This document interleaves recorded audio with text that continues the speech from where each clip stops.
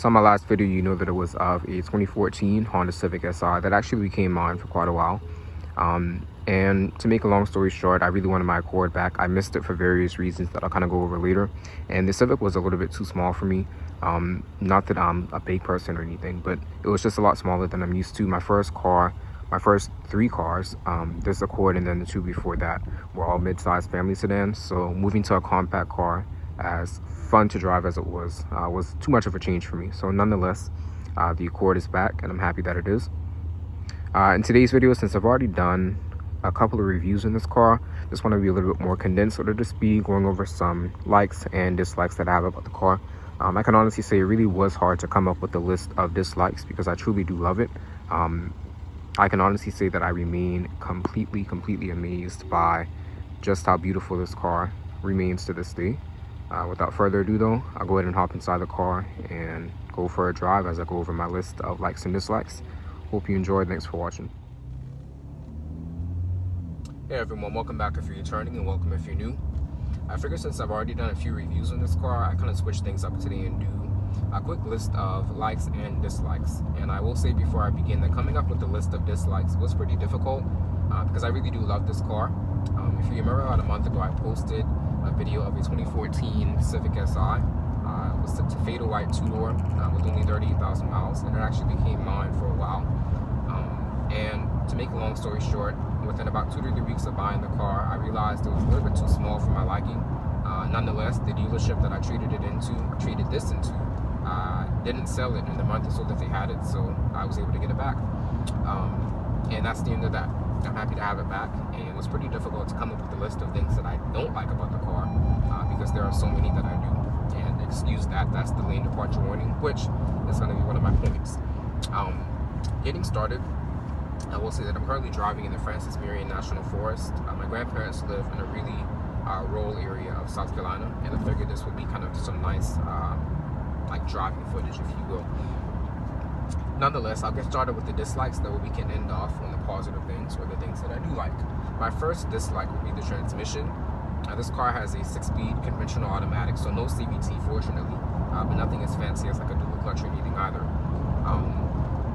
And my dislike isn't so much in the fact that it's an automatic, because let's face it, as much as many of us would have liked for Honda to have offered the V6 sedan with the manual as they did with the 7th generation Accord, at the end of the day, very few people are going to buy it. And I have the understanding that Honda is a corporation, so in some cases they can kind of appeal to that niche market that would have bought the car, but they're also a business and profit is important, and that simply wouldn't have been the most profitable decision.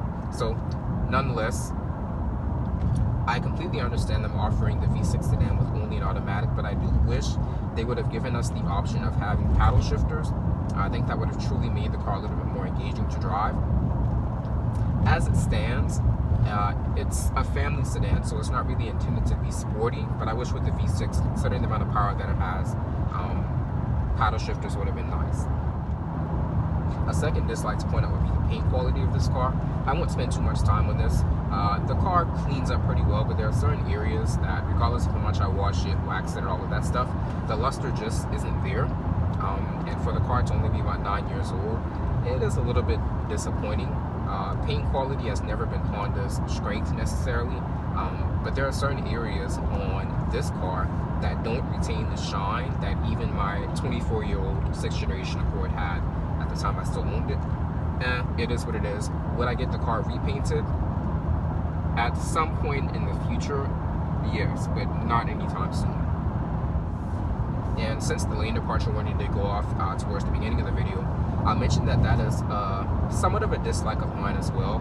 And my dislike comes in the fact that it is a really sensitive system, which could come in handy depending on the situation, but sometimes the beeping just gets to be a little bit excessive, and that's a complaint that I can honestly solve myself.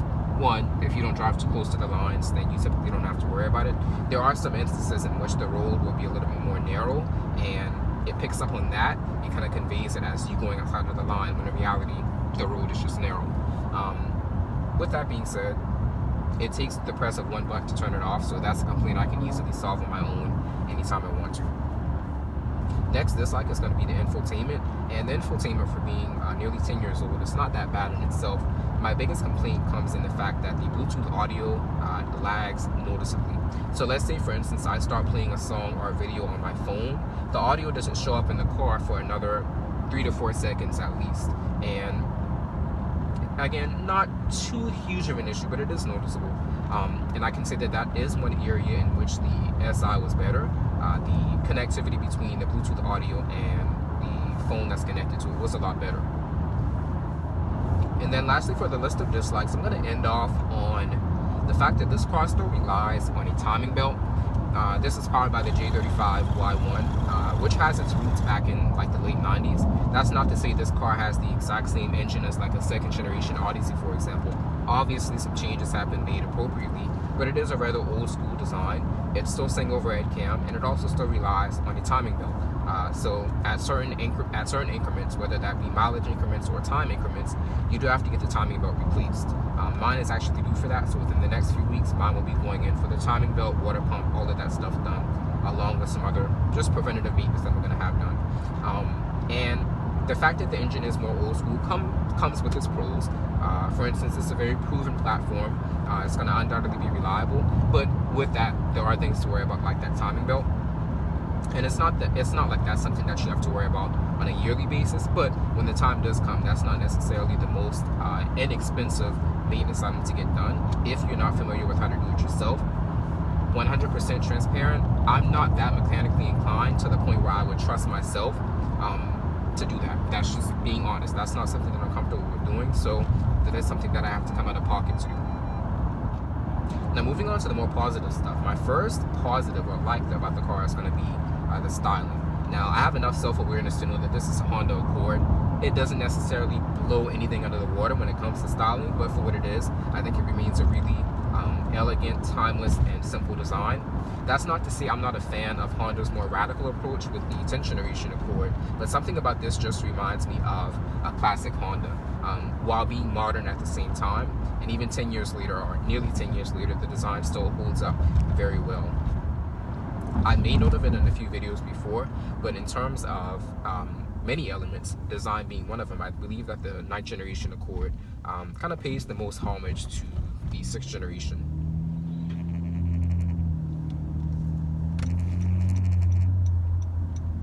My second like is going to be the fact that this car has a pretty or relatively powerful V6. It's a 3.5 liter J35 single overhead cam V6 with VTEC. Makes about 278 horsepower. To have a family sedan that makes, shy of 300 horsepower is pretty impressive. Again, I just wish that they would have given you the option of paddle shifters to kind of make a little bit more use of having that much power.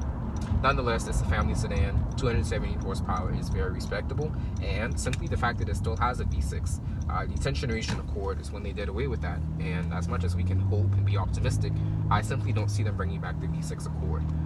So it's kind of nice to have somewhat of, I won't say it's a rarity, because there are plenty of V6 Accords up until this generation, or up until the 10th generation, but it is nice to have the last of the Accord V6s, if that makes sense. Next like is going to be the space and practicality. This car, for what it is really, really spacious. I refer to it as my big body Benz because it really does offer a lot of space for a mid-sized family sedan. I can't remember exactly if this was class leading at the time, but for me it's perfect. Again, one of my biggest faults with the SI, in spite of being so fun to drive, was that it was really small, whereas this offers a cavernous amount of space. Now, my next like is going to be one that, depending on the time or the day that you ask me, could kind of fall under like or dislike. It's going to be the way the car sounds. Now, mine does have a muffler delete, so it's a lot louder than one would be in a stock form.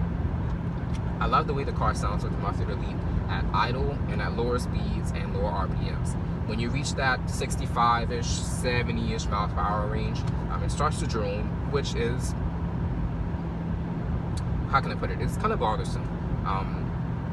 But again, at the lower end, I really do like the way it sounds, and I'm gonna get some tomatoes thrown at me, but the closest comparison I can make is that it sounds like when it downshifts, I'll say it sounds like a Cummins diesel inline 6 sort of. And again, That's just the comparison that I can make. Clearly, that's not factual. It's completely subjective, but that's what I hear, nonetheless.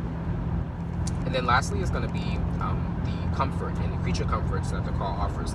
Now, I have an EXL, so mine is one below being the absolute top of the line model, which would have been the Touring. But in terms of comfort, I have everything that I need and some stuff that I actually want. So I have leather seats, which are really comfortable. They're perforated. They offer some pretty good bolstering. They don't hug you as tight as like a Civic Type R or anything, but it's a family sedan, so that's what you expect. I have heated seats. I do wish that it had a heated steering wheel, especially in our 20-degree weather in South Carolina right now. But that's trivial. I like the automatic climate control. I like the fact that the EXL gives you this touchscreen. Again, 10-year-old system, so it's not ideal, it's not perfect, but for what it is, I really appreciate it. I like the fact that it has lane departure warning, although it annoys me sometimes. I like the fact that it has the forward collision warning, which really does come in handy. And I think it's a really good value. I'll be transparent and say that when I bought this car, I paid $17,000 for it with really good maintenance history, somewhat higher mileage. I bought the car when it had 100,000 miles on it. There were lower mileage options, but at higher prices, and at the time I simply couldn't afford that. So for what I paid for it, I really like the comfort and creature comforts that it does offer. So with all of that being said, that's everything that I dislike about the car, and then honestly just a few of the things that I like. I love the car so much that I could honestly continue going on and on, but for the sake of keeping this somewhat concise, those are the top 5 things that I would point out. And before I end off, I will say that I really did enjoy my time with that Civic Si. It was a great car. It's really, really fun to drive, and it was nice being back in something that had a manual transmission. And for sure, I thought that once I got something with the manual, I would never want to come back to having just this automatic Accord. And honestly, the only car that I see this being replaced with, which is not going to happen because I regretted my decision getting rid of it the first time, so I'm not going to go back and make the same decision again. But hypothetically speaking, the only car that could replace this for me would be a 9th generation V6 coupe with a 6-speed manual, because I appreciate having a V6 again, especially now that Honda doesn't offer it with the Accord anymore. But with all of that being said, that's completely hypothetical, and I will be holding on to this car until the wheels fall off. My 6th generation Accord was 24 years old at the time when I got rid of it, and it had about 204,000 miles. It's my goal for this one to last just as long, if not longer. That's not to say this is the only car I'll ever own. At some point, I really do want to get something else with a manual, kind of just as a sidecar, even if that is like a Civic Si or Civic Type R. But I don't see something in the compact class being the only car that I have. I don't have children or anything, so I really don't need the space, but having it really does come in handy. As always, I appreciate you all for watching. Please feel free and welcome to leave any feedback that you have, whether that's good, bad, or somewhere in between.